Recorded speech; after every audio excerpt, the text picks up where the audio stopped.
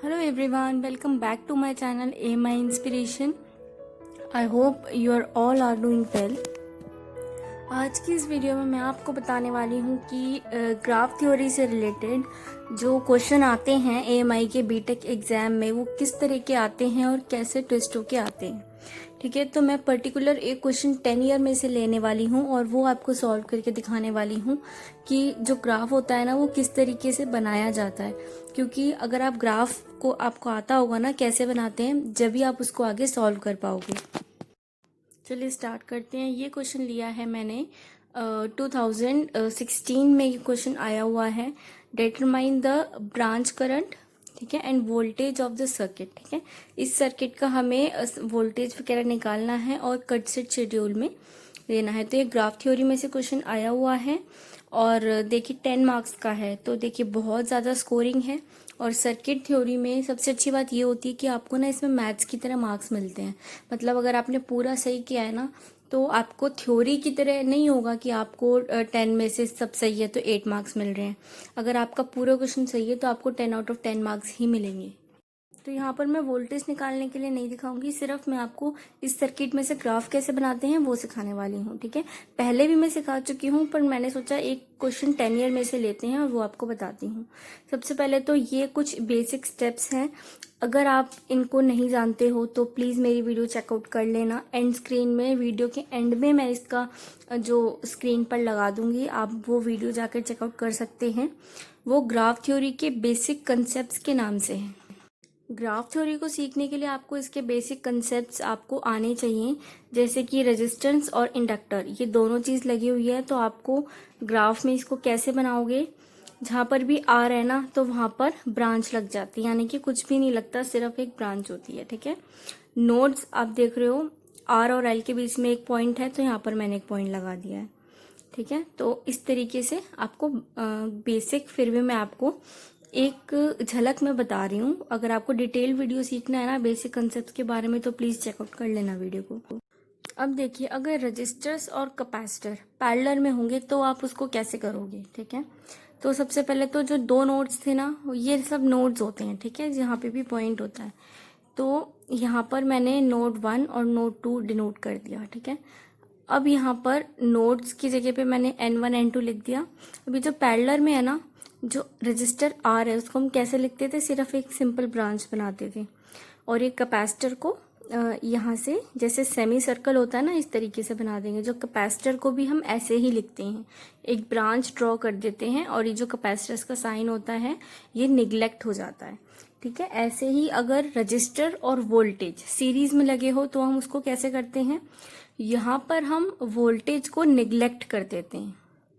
Neglect का मतलब है इसको हम हटा देंगे, जैसे रजिस्टर का होता था सिर्फ वैसे ही रह जाएगा। ठीक है, हम सोचेंगे यहाँ पे वोल्टेज का साइन है ही नहीं है और सिर्फ एक सिंपल सी ब्रांच ड्रॉ कर देंगे। अब अगर आपको रेजिस्टेंस और करंट दिया होगा तो आप क्या करोगे। करंट पैरेलल में होता है, सबसे पहले तो हम करंट को चेंज करते हैं वोल्टेज में। ठीक है, तो कैसे करेंगे, इसको पैरेलल की जगह पे करंट को सीरीज में ले आएंगे तो ये वोल्टेज में चेंज हो जाएगा। ठीक है, उसके बाद कैसे बनाएंगे, जो ऊपर वाला मैंने आपको बताया है, वोल्टेज को निगलेक्ट कर देंगे और सिंपल इसकी दो नोड्स और एक ब्रांच बन जाएंगे।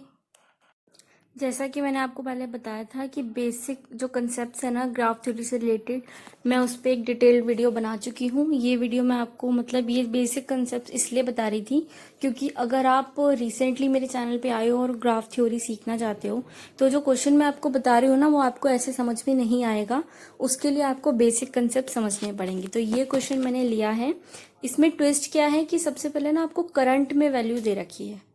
ठीक है, यहाँ पर दो करंट की वैल्यू दे रखी है 10 एम्पियर्स एंड 4 एम्पियर्स। ठीक है, तो सबसे पहले हम क्या करते हैं, फर्स्ट स्टेप जो हमारा होता है हम करंट को वोल्टेज में चेंज करते हैं। इस पे भी मैं डिटेल वीडियो बना चुकी हूँ कि करंट को वोल्टेज में कैसे चेंज करते हैं। ठीक है, तो चलिए स्टार्ट करते हैं। सबसे पहले ये जो करंट दिया हुआ ना हमको इसको वोल्टेज में कैसे चेंज करेंगे, हम क्या करते हैं, जो जो हमें करंट की वैल्यू दे रखी होती है ना उसके सामने वाला जो रजिस्टर है ना जिसके वो पैरेलल है करंट, उसको पैरेलल से हटा के सीरीज में हम कर देते हैं और ए की जगह पे वी का साइन लग जाता है तो वो वोल्टेज में चेंज हो जाएगा। ठीक है, चलिए मैं आपको स्टेप बाय स्टेप समझाती हूँ, आपको करके दिखाती हूँ, जब आपको समझ में आएगा ध्यान से देखिएगा। देखिए स्टेप बाय स्टेप मैं आपको बताती हूँ। सबसे पहले आपको ये जो 2 ओम्स वाली रजिस्टर है ना, इसको लिख लेना है। ठीक है, तो रजिस्टर्स को हमको कैसे बनाना है, सबसे पहले पता है क्या करना होता है हमें, जितना भी हम पहले ग्राफ नहीं बनाएंगे। ठीक है, सबसे पहले हमें इस सर्किट को सॉल्व करना पड़ेगा, सॉल्व यानी कि इजी करना पड़ेगा। ठीक है, तो जैसे जैसे ये सर्किट है ना, हमको इसको एज इट इज ऐसे ही बना देंगे, सिर्फ जो करंट है ना उसको वोल्टेज में चेंज कर देंगे। ठीक है, सिर्फ ये करना है। ठीक है, तो ये नोड मैंने लिया और ये 4 ओम वाली रजिस्टर यहीं पर लगा दी मैंने, और ये जो 10 एम्पियर है ना, इसको बस मैं जो पैरेलल में इसकी रेजिस्टेंस लगी हुई है ना, इसके साथ मैं इसको वोल्टेज में चेंज कर दूंगी। तो ये पैरेलल में है तो सीरीज में आ जाएगी 1 ओम वाली रेजिस्टेंस के। तो देखिए इसको चेंज करने के लिए ना हमको, देखिए ये वाला जो है ना करंट, हमें इसको वोल्टेज में चेंज होना है। तो ये जो पैरेलल में लगी हुई है ना करंट, ठीक है, इसको हमको सीरीज में लगा देना है रेजिस्टेंस की। ठीक है, ये वाली सीरीज में हो जाएगी, फिर ये वोल्टेज निगलेक्ट हो जाएगी, हम इसको सिंपल ब्रांच ड्रॉ करके कर सकते हैं। ठीक है, तो यही सेम चीज हमको यहाँ पर भी करनी है। ठीक है, कैसे करेंगे, सबसे पहले मैंने नोड ड्रॉ कर लिया, जो सेंटर वाला नोड है, और ये वाली जो पैरेलल में है ना, हम इसको सीरीज में लगा देंगे। तो ये 1 ओम वाली रेजिस्टेंस हो गई, और जो 10 एम्पियर वाला करंट था उसको हमने वोल्टेज में चेंज कर दिया। समझ में आया? सिर्फ जो पैरेलल में लगी हुई थी ना रेजिस्टेंस और करंट पैरेलल में लगे हुए थे, उसको हम सीरीज में ले आए और हम करंट से वोल्टेज में हमने चेंज कर दिया। ठीक है, बाकी का सर्किट एज इट इज में ड्रॉ कर दूंगी, सिर्फ जो करंट है उसको वोल्टेज में चेंज कर दिया है मैंने। अब उसके बाद एज इट इज पहले मैं सर्किट ड्रॉ कर लेती हूँ।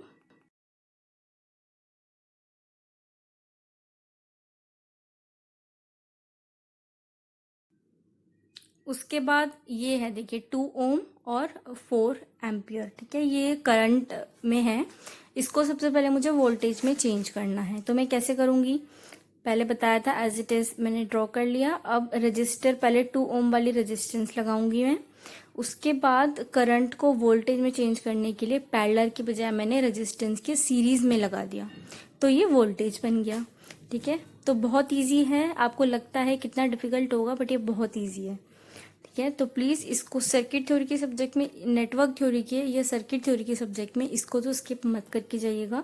बहुत स्कोरिंग क्वेश्चन होता है, कुछ भी नहीं करना होता, सिर्फ एक कंसेप्चुअल है, कंसेप्ट आप समझोगे तो आपको पूरे में से पूरे मार्क्स मिलने के चांसेस रहते हैं। ठीक है, तो ये वाला जो सर्किट है ना, अब इस सर्किट को हमने सिंपल कर लिया है, और हमें इसको चेंज भी करना होता है। जैसे करंट है 4 एम्पियर, ठीक है, तो हम इसको चेंज भी करेंगे। जैसे कैसे चेंज करना है हमें, सपोज ये 4 एम्पियर लिखा है। ठीक है, तो वोल्टेज का फॉर्मूला क्या होता है, V is equal to I R. ठीक है, और I का फॉर्मूला क्या होता है, यानी कि करंट का V अपॉन आर। तो हमें इस फॉर्मूले में ना वैल्यूज को पुट करना पड़ता है। ठीक है, जैसे कि ये 10 एम्पियर है तो हमने इसको चेंज कर दिया 10 वोल्ट में। अब मैं आपको एक करके बताती हूँ। V is equal to I R, हमको वोल्टेज में चेंज करना है, तो I क्या होगा हमारा, आई है करंट है 4 एम्पियर, रेजिस्टेंस है 2, तो इन दोनों को मल्टीप्लाई करेंगे आई आर को, यानी कि करंट और रेजिस्टेंस को, तो 8 वोल्ट, ये हमारी वोल्टेज निकल गई। अब क्या हो गया, जो सर्किट है ना वो तो सॉल्व हो गया है, सर्किट को हमने पूरी तरह से सॉल्व कर लिया है, इजी बना लिया है, यानी कि जितने भी करंट के टर्म्स थी वो वोल्टेज में चेंज हो चुकी है। अब हमें ग्राफ थ्योरी से रिलेटेड, यानी कि ग्राफ बनाना है इसका। ठीक है, जो कि ग्राफ थ्योरी में इम्पॉर्टेंट होता है। सबसे पहले सर्किट को सॉल्व करते हैं, उसके बाद उसमें से ग्राफ बनाया जाता है। अब देखिए ये 2 नोड्स हैं, इन 2 नोड्स को मैं यहाँ पर ड्रॉ कर लेती हूँ। स्टेप बाय स्टेप सीखिएगा कैसे ग्राफ को ड्रॉ करना है। यहाँ पर 2 नोड्स है, मैंने 2 नोड्स को ड्रॉ कर लिया। अब देखिए यहाँ पर रेजिस्टेंस लगी हुई है। ठीक है, तो यहाँ पर ऊपर देखिए जो रेजिस्टेंस है ना, 2 नोड और एक रजिस्टर। ठीक है, इसको, ये बेसिक कंसेप्ट मैंने आपको इसलिए बताए थे ताकि आपको इजी रहे ग्राफ बनाने में। तो इसका कैसे बनेगा, सिर्फ एक सिंपल लाइन ड्रॉ होगी 2 नोड्स के बीच में, तो इसको हम ऐसे बना लेते हैं। ठीक है, और बीच में इसकी हम लिख देंगे 5 ओम बाद में, ठीक है। लेबलिंग इसकी बाद में करेंगे। उसके बाद ये वाली जो ब्रांच है, ठीक है, ये दोनों ब्रांच, इसके बीच में कोई भी नोड नहीं है, ठीक है। ये वोल्टेज को मैंने आपको बताया था निग्लेक्ट कर देते हैं, और जैसे आर को लिखते हैं वैसे ही इसकी सिर्फ एक सिंपल सी ब्रांच बनानी है हमें, ठीक है। तो वी तो निग्लेक्ट हो गया, तो ये इस तरीके से बन जाएगा, ठीक है। ये वाली लाइन हमने ऐसे बना दी जिसपे 1 ओम की रेजिस्टेंस थी, ठीक है। यहाँ पे मैं लिख देती हूँ 1 ओम, और यहाँ पर 5 ओम्स की रेजिस्टेंस थी। अब यहाँ पर 5 ओम्स की रेजिस्टेंस है, ठीक है। तो ये पूरी लाइन, ठीक है, हम इसको सीरीज में मान के चलते हैं, तो इसको सिंपल ऐसे बना देते हैं, एक लाइन खींच के, ठीक है। मतलब ये जो एल टाइप बन रहा है ना, ये भी सीरीज में ही है, ठीक है। तो रेजिस्टेंस सीरीज में लगी है, तो इस वजह से हम जो उसका ग्राफ है वो भी ऐसे ही बनाएंगे, ठीक है। बेसिक कंसेप्ट मैंने आपको बताए इसलिए थे ताकि आप स्टेप बाय स्टेप उसको इजी तरीके से जहाँ जहाँ भी रेजिस्टेंस है वहाँ पे रिप्लेस करते जाओ, ठीक है। तो आपका जो ग्राफ है वो तैयार हो जाएगा। उसके बाद ये वाली जो रेजिस्टेंस है इसको कैसे ड्रॉ करना है, सिंपली देखिए जो एल टाइप बन रहा है ना, इसको हम ऐसे बना देंगे। ये हमारी 4 ओम्स की रेजिस्टेंस हो गई यहाँ पर, ठीक है। एक बार मैं डिटेल में आपको बाद में बताऊंगी कि ये वाली किस तरीके से हमने बनाया है। उसके बाद जो 4 ओम वाली रेजिस्टेंस थी उसको कैसे बनाएंगे, सॉरी 2 ओम वाली, सिंपली उसको हमने ऐसे बना दिया। अब ये जो 2 ओम वाली रेजिस्टेंस है ना, इसको हम कैसे बनाएंगे, देखिए जो नोड्स है ना, एक ये नोड और एक ये नोड, ये दोनों ही नोड मैच करते हैं इस वाले नोड से और इस वाले नोड से, ठीक है।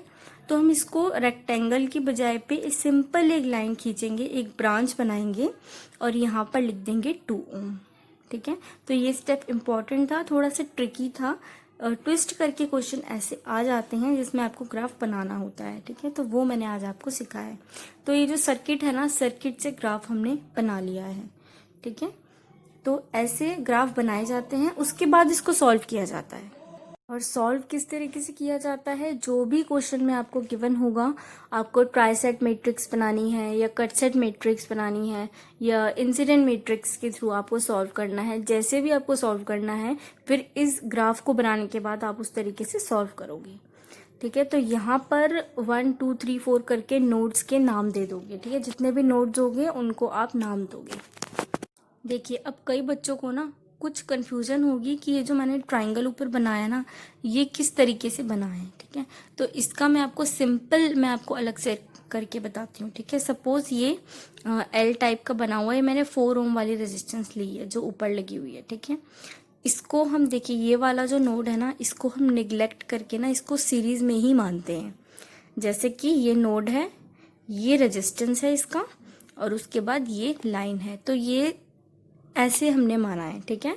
इसको एल टाइप का ना मान के हमने इसको सीधा माना है, सिर्फ एक रेजिस्टेंस लगी हुई है, तो हमने सिर्फ एक उसका जो ग्राफ ब्रांच होती है वो ड्रॉ कर दी, ठीक है। तो आई होप आपकी जो थोड़ी बहुत भी कंफ्यूजन रह गई होगी ना, वो मैंने आपकी सॉल्व कर दी है।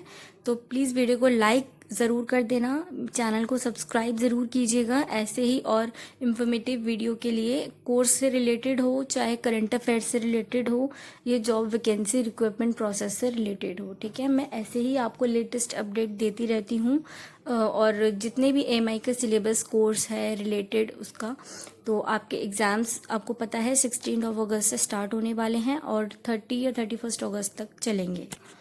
सर्किट थ्योरी से रिलेटेड सारी वीडियोस मेरे चैनल पे हैं, आप चाहें तो चेकआउट कर सकते हैं और इजी तरीके से उसको सीख सकते हैं। तो प्लीज़ लाइक शेयर सब्सक्राइब ज़रूर कर दीजिएगा और शेयर भी कीजिएगा अपने फैमिली और फ्रेंड्स के साथ। मैं मिलती हूँ आपसे नेक्स्ट वीडियो में, तब तक के लिए bye bye and thanks for watching. मैं बनाती हूँ आपकी बीटेक को आसान, तो फॉलो ज़रूर कीजिएगा।